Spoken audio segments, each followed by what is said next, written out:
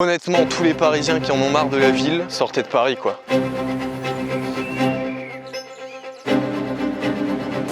Ça en vaut le coup, ouais.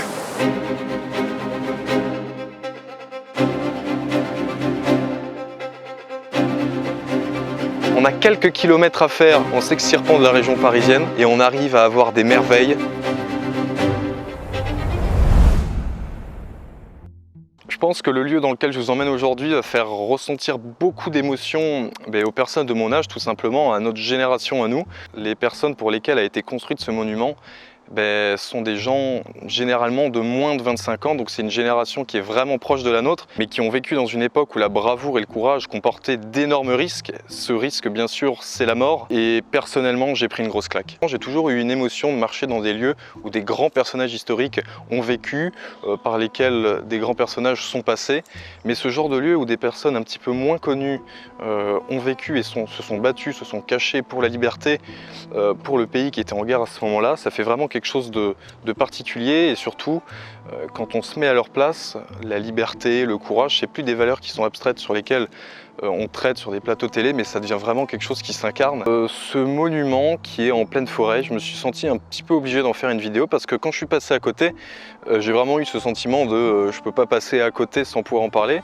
Pourquoi? Parce que je pense qu'il y a énormément de personnes qui marchent dans cette forêt, qui empruntent ces chemins, qui vivent à côté dans les villes voisines et qui n'ont pas du tout connaissance justement du fait qu'ils peuvent se promener parce que d'autres ont payé le prix, j'ai envie de dire le prix fort pour leur liberté. Et je pense que c'est quand même la moindre des choses de pouvoir en parler, surtout de pouvoir le partager à des personnes qui n'en ont pas connaissance. C'est des types, quoi, si je les avais en face de moi, je saurais pas comment me mettre, quoi. Je me sentirais tellement, je dirais pas indigne, mais t'as quand même une sensation, c'est des gens qui ont bravé toutes les limites. Quand tu te bats en connaissant les risques, parce qu'à ce moment-là, quand même, le fait de résister, ça dénote quand même un caractère fort. Et surtout, leurs camarades, ils savaient très bien comment ils finissaient, pour la majorité emprisonnés, torturés. Et c'est justement l'action, le fait de faire en connaissant les risques et de savoir que ce qui arrivait à l'autre peut très bien nous arriver à nous, et il y a beaucoup de chances que ça nous arrive. Je trouve ça merveilleux, et je trouve ça d'une puissance qui vaut tous les mots du monde.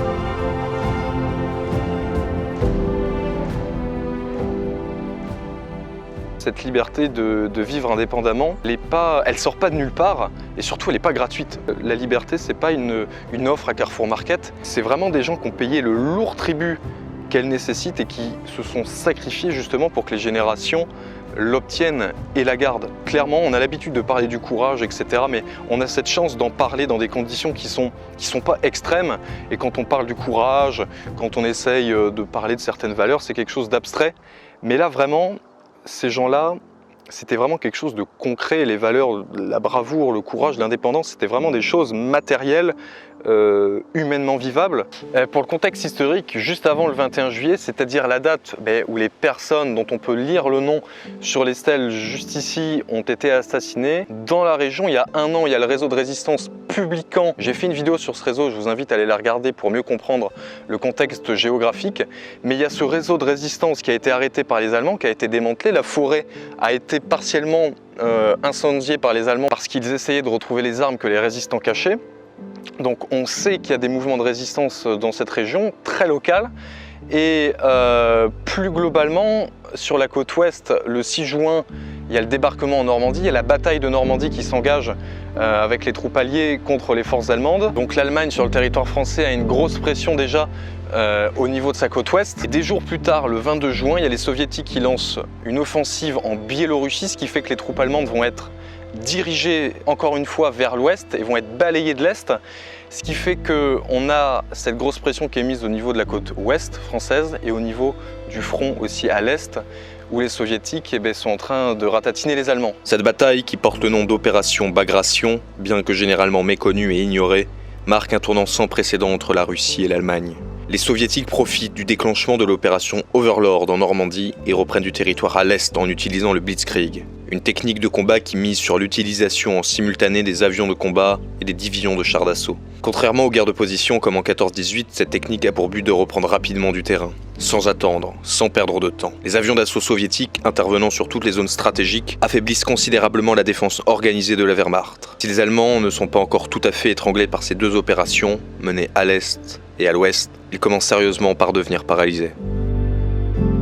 Et justement, c'est dans ce climat-là où l'Allemagne est en train de perdre le contrôle un petit peu en ce qui concerne toutes les batailles qu'elle est en train de mener sur le front ouest, sur le front est, qui fait que pareillement, le sort qui va être réservé aux résistants, qui en plus d'aggraver la situation pour les Allemands, leur fait perdre le contrôle aussi localement de la région qu'ils sont censés contrôler. Et justement, ces deux événements, à la fois sur la côte ouest et sur la côte est, marquent vraiment le moment où Hitler perd le contrôle. Hitler ne pensait pas une seule seconde que ce serait la Biélorussie qui serait attaquée. Il pensait que ça allait être les territoires annexes à ce pays et que tout simplement les forces soviétiques n'allaient pas attaquer frontalement le pays qui est dans l'axe de l'Allemagne.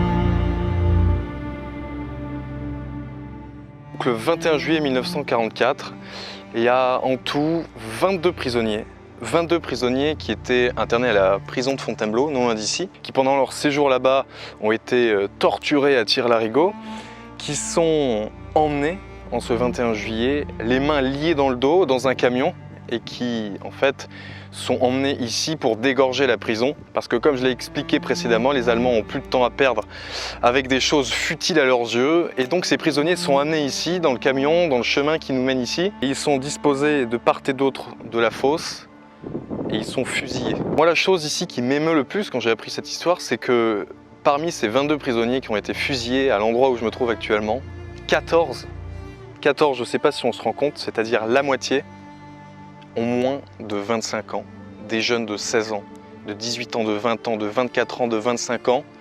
C'est clairement toute une génération qui n'a pas eu le temps encore de vivre et qui se sacrifie pour les générations à venir. Et ça, je trouve ça très émouvant. Un mois plus tard, après cet événement dramatique, il y a 14 prisonniers logés à la même enseigne, j'ai envie de dire qui mangent à la même cantine, qui sont aussi internés à la prison de Fontainebleau, et qui vivent le même sort. Les Allemands se pressent de plus en plus, on est presque un mois après puisqu'on est en août, et même sort, sauf qu'il y a quelques prisonniers qui par faute de place dans la camionnette à ce moment-là pour venir jusqu'ici, ont été épargnés de ce triste sort, tandis que leurs camarades, eux, ont vécu le même sort que leurs camarades un mois avant. La découverte de leur corps va être totalement hasardeuse puisque c'est les Américains qui, quelques mois plus tard, en novembre, ils étaient ici et vont recevoir l'ordre de venir chercher comme matériau du sable ici parce que c'est une forêt qui est riche en matériaux et cette zone particulièrement en sable.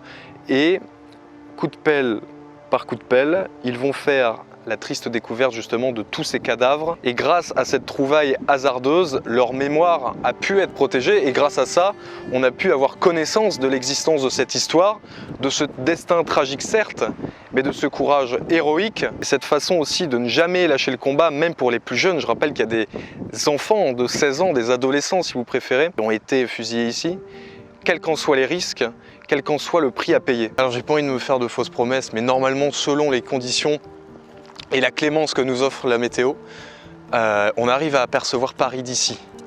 Alors c'est assez fou, parce que c'est ça qui est aussi marrant en région de Seine-et-Marne, c'est que Paris, qui est une ville hyper urbanisée, on a quelques kilomètres à faire en s'extirpant de la région parisienne, et on arrive à avoir des merveilles.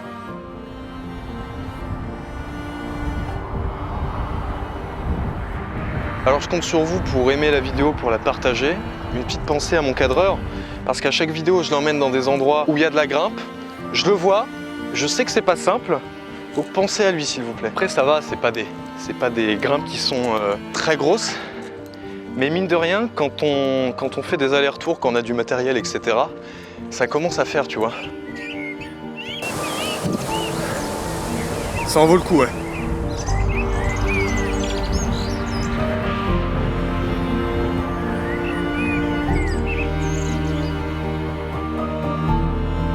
Vous l'avez vu, cette petite tour avec la Vierge en haut, la vue est belle. J'aime beaucoup la vue, mais j'aime aussi l'histoire qui l'entoure, pourquoi elle a été édifiée et qui est passé par là, comment, pourquoi. Déjà pour la partie financement, quand je me suis renseigné, j'ai beaucoup aimé l'histoire parce que c'est un couple qui vivait dans la région aux alentours de 1860. Il faut savoir que ça a été érigé en 1865 justement par ce même couple. L'histoire, c'est que parmi ce couple, la femme était gravement malade. Ils étaient avocats, donc ils avaient de l'argent pour aller voir les médecins, etc. C'était pas un problème. Seulement, les médecins de leur côté, après avoir fait des analyses, après avoir fait des recherches sur la maladie qu'était en train de subir cette dame, tout simplement, les médecins n'avaient pas de réponse. Et le couple décide, face à l'échec de la médecine et des médecins, qui y sont pour rien, ils ont donné tout ce qu'ils avaient, mais ils décident de se tourner vers la Vierge Marie.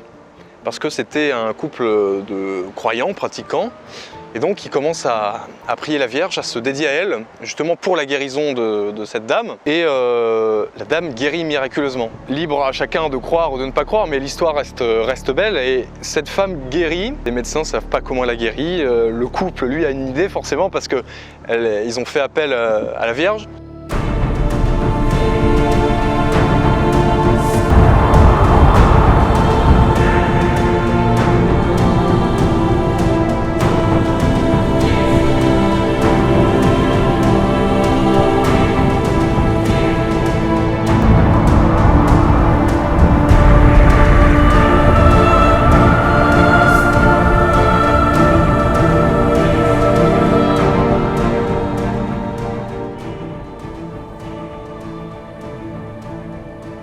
Monsieur Poyer, le mari, était un avocat qui avait une certaine renommée dans la région quand même.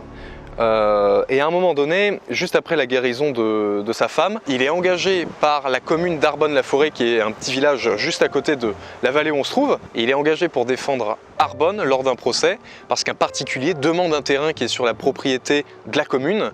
Et il arrive à gagner le procès pour sa commune.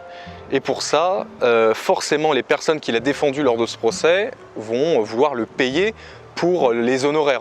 Parce qu'il a défendu quelque chose qui lui semblait absolument normal de défendre, qui était moralement bien pour lui, il va décider de ne pas réclamer et même de refuser l'argent qui lui est dû pour ses honoraires. Et puisque ses clients ne lâchaient pas l'affaire et voulaient à tout prix le payer pour le bon travail qu'il a fourni, il va décider alors non pas d'être payé avec du simple argent, mais il va demander de devenir propriétaire de cette petite parcelle juste au sommet de la vallée, et dès qu'il en devient propriétaire, il met directement des ouvriers au travail pour construire ce petit oratoire et pour rendre grâce à la Vierge qui a sauvé sa femme quelques mois plus tôt. Et rien que cette petite histoire, elle a son pesant d'or.